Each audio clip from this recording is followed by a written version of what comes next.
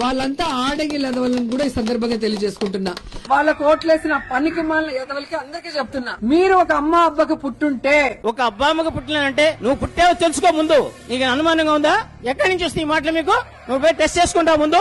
ఇంత వల్గర్ కన్నా రాజకీయాలంటే నువ్వు ఆడిదేనా? ఆడది ఇలా మాట్లాడొచ్చా?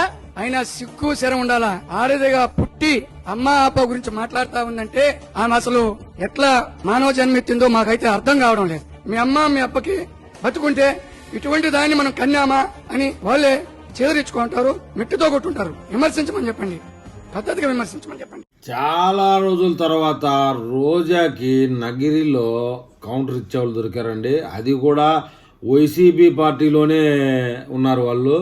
రోజాకైతే ఆమె మాట్లాడే బూతు భాషకి ఏమాత్రం తగ్గకుండా జవాబు కలిగే వాళ్ళు దొరికారండి మొత్తం నగిరిలో. ఇక నగిరిలో రోజా బతుకు బస్టాండ్ అనకు తప్పదు.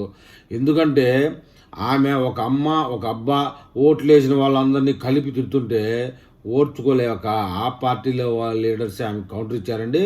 ఏంటంటే మరీ దారుణము. రోజా అధికారంలో ఉన్నప్పుడు అదే లాంగ్వేజ్ వాడింది, అధికారం పోయినాక అదే లాంగ్వేజ్ వాడుతుంది. పార్టీ ఏమన్నా మళ్ళీ రావాలా ప్రజల్లోకి అనే ఉద్దేశం లేదు. ఆమె మటుకు బాగా సంపాదించింది. కూటమి ప్రభుత్వం కూడా ఆమె జోలికి ఏమి రావడం లేదు. ఆమె చేసిన అక్రమాలన్నీ బయటికి తీయడానికి ఏమి ధైర్యమో ఏమో కానీ రోజాకి నోరు తెరిస్తే కంపండి.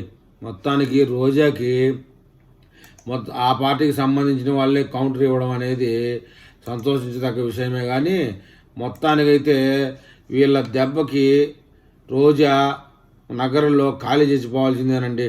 ఇది మాత్రం ఖచ్చితం. మీరు వీడియో చూశారు కదా, కాబట్టి ఈ విషయంలో మీ అభిప్రాయాన్ని కామెంట్ రూపంలో తెలపండి.